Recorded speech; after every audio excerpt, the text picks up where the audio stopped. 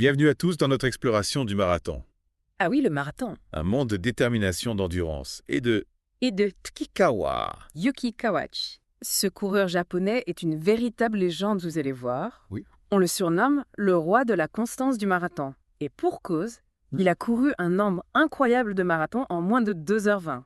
Incroyable. Et a même remporté le marathon de Boston en 2018 dans des conditions dantesques. Ah oui, oui, On va plonger ensemble dans son approche unique de la course à pied, oui. ses victoires marquantes et ce qui le rend si fascinant.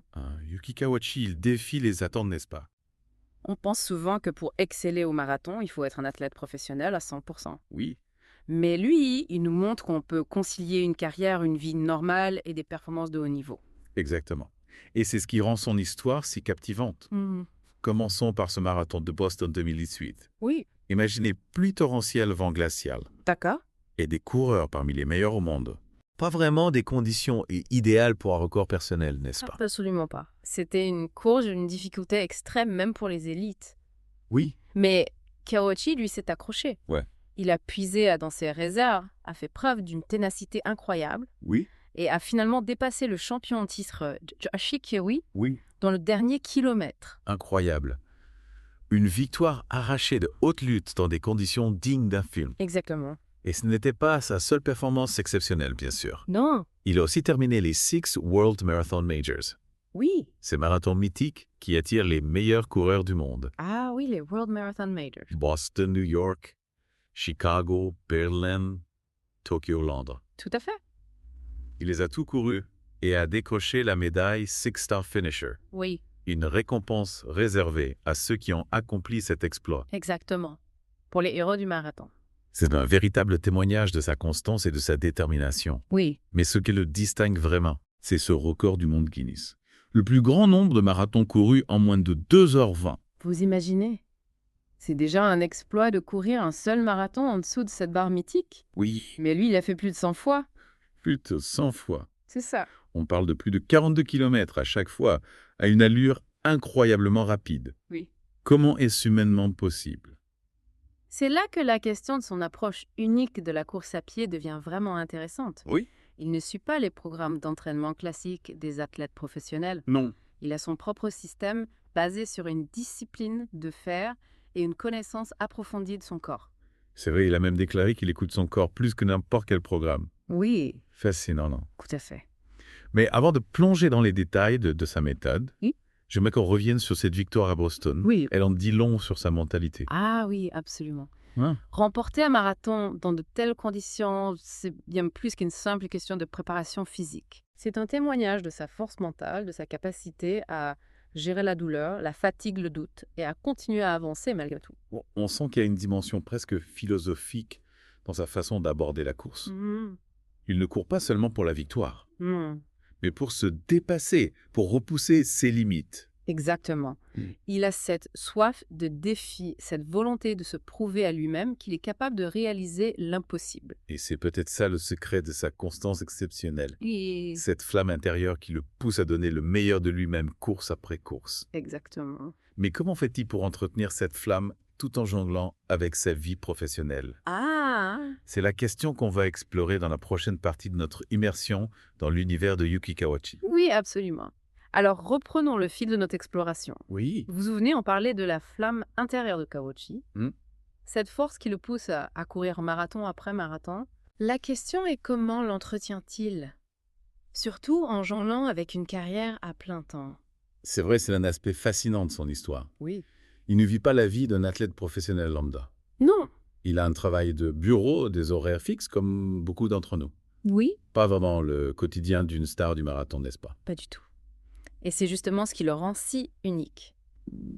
Il a trouvé un équilibre, une façon de concilier sa passion avec les contraintes d'une vie normale. Il a dit un jour « Je cours pendant ma pause déjeuner, et parfois 2 fois par jour. Ah oui. » C'est une approche très pragmatique, non? On imagine que cela demande une discipline de fer. Absolument. Il faut une organisation sans faille, une volonté à toute épreuve pour tenir un tel rythme.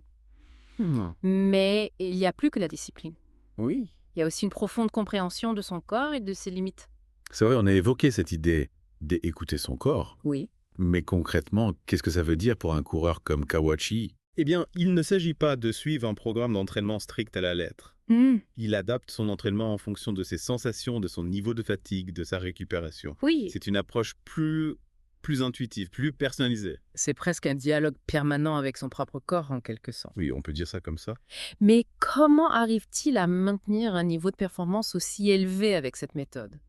C'est un peu un mystère. Il y a certainement une part de mystère, un talent inné pour la course à pied. Oui, Mais il y a aussi, je pense, une dimension mentale très forte. d'accord. Il a une confiance absolue en ses capacités, une détermination à toute épreuve. Oui, on sent qu'il a une vision très claire de ses objectifs et qu'il ne se laisse pas décourager par les obstacles. Exactement. On a l'impression qu'il puise sa motivation dans cette volonté de repousser ses limites, d'aller toujours plus loin. Exactement. Et cette motivation, cette passion pour la course, c'est ce qui le distingue des autres athlètes. Il ne court pas pour la gloire, pour l'argent, mais pour le plaisir de courir pour le défi personnel. C'est une approche très inspirante, vous ne trouvez pas? Tout à fait. Il nous montre qu'il est possible de concilier passion et discipline, de s'épanouir dans sa vie professionnelle, tout en excellant dans un domaine qui nous passionne. Il nous invite à réfléchir à nos propres priorités, à trouver un équilibre entre nos obligations et nos aspirations. Et surtout, il nous rappelle que la passion, la détermination peuvent nous mener très loin, même dans les circonstances les plus improbables. Mais cette passion a aussi ses revers, n'est-ce pas? On peut se demander si cette soif de courir, cette volonté de participer à autant de marathons n'a pas un impact sur son corps. C'est une question légitime, bien sûr. La course à pied, surtout à un niveau aussi intense, peut être éprouvante pour le corps. Mais Kawauchi semble avoir trouvé une façon de gérer ses risques. Il a souvent dit qu'il écoute son corps et qu'il sait quand il doit ralentir, se reposer pour éviter les blessures. Oui, C'est une sagesse que l'on retrouve chez beaucoup de grands sportifs. absolument. Connaître ses limites, c'est aussi important que de les repousser. Et Kawachi semble avoir trouvé un équilibre parfait entre ces deux aspects. C'est fascinant de voir comment il arrive à conjuguer performance et longévité. On pourrait presque parler d'une forme d'art, une maîtrise de son corps et de son esprit. Oui, c'est une belle image. Et c'est peut-être ça le secret de Yuki Kawachi. Il a transformé la course à pied en une forme d'art, une expression de sa passion et de sa philosophie de vie. Alors, comment cette philosophie, cette approche unique de la course, s'est-elle traduite concrètement dans sa carrière? Quels sont les moments clés, les victoires marquantes qui ont jalonné son parcours? C'est ce qu'on va découvrir dans la prochaine partie de notre immersion dans l'univers de Yuki Kawachi. Avec plaisir. On arrive à la dernière étape de notre plongée dans l'univers fascinant de Yuki Kawachi. Oui. On a beaucoup parlé de sa philosophie, de sa méthode. Mais il est temps maintenant de se pencher sur les moments clés de sa carrière, ces courses qui ont marqué les esprits et qui illustrent parfaitement son approche unique. Oui, parce qu'au-delà des chiffres impressionnants, des records et des médailles, il y a une histoire humaine derrière chaque marathon, chaque victoire. Tout à fait. Et c'est cette histoire que j'ai envie de découvrir. Parlons un peu de ses débuts, par exemple. Oui. Comment est-il devenu ce coureur hors norme? Eh bien, contrairement à beaucoup d'athlètes professionnels, Kawachi n'a pas suivi le parcours classique. Non. Il n'a pas été repéré très jeune. Il n'a pas intégré un centre de formation spécialisé. D'accord. Il a commencé la course à pied comme un loisir, une passion qu'il pratiquait en parallèle de ses études puis de son travail. C'est incroyable. On imagine que cela n'a pas dû être facile de concilier un entraînement intensif avec une vie professionnelle exigeante. Absolument. Il a dû faire preuve d'une discipline de fer, d'une organisation sans faille pour trouver le temps de s'entraîner, de participer à des courses, tout en assurant ses responsabilités professionnelles. Et c'est cette persévérance, cette capacité à jongler entre différentes sphères de sa vie qui le caractérise depuis ses débuts. Mais à quel moment a-t-il pris conscience de son potentiel, de sa capacité à rivaliser avec les meilleurs? C'est difficile à dire avec précision, mais je pense que le marathon de Tokyo 2009 a été un véritable tournant dans sa carrière. D'accord. Il a terminé 2e devant des coureurs professionnels de renommée internationale. Une deuxième place à Tokyo, c'est déjà un exploit en soi. Mais je crois me souvenir qu'il a fait encore mieux quelques années plus tard, n'est-ce pas? Oui, tout à fait. En 2011, il a remporté le marathon de Bepushita, son premier grand succès sur la scène internationale. Ah oui. C'est à partir de ce moment-là qu'il a commencé à attirer l'attention des médias et des spécialistes du marathon. Et c'est le début d'une longue série de victoires, n'est-ce pas? Il enchaîne les podiums, les records personnels et surtout, il court sans cesse. Exactement. Il participe à des dizaines de marathons chaque année, parfois même plusieurs par mois. Oui. Une cadence infernale que personne d'autre ne peut soutenir à son niveau de performance. C'est cette constance incroyable qui le rend si unique. On a parlé de son record du monde Guinness. Mais au-delà du chiffre, il y a cette impression qu'il repousse sans cesse les limites du possible. Absolument. Ils ne se contentent pas de participer. Ils visent toujours la performance, le dépassement de soi.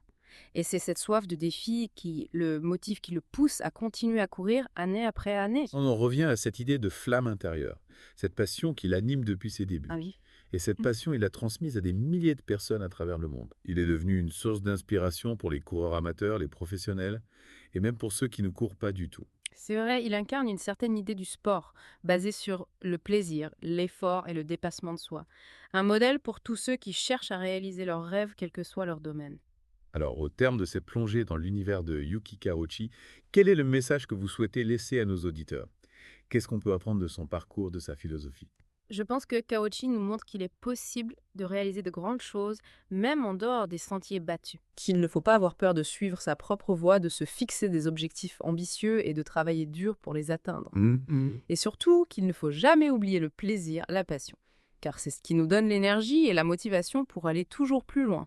Une belle conclusion pour cette exploration inspirante.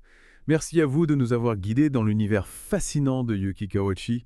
Et à nos auditeurs, n'oubliez pas, la course à pied est à la portée de tous. Et chacun peut trouver sa propre source de motivation, son propre chemin vers l'épanouissement.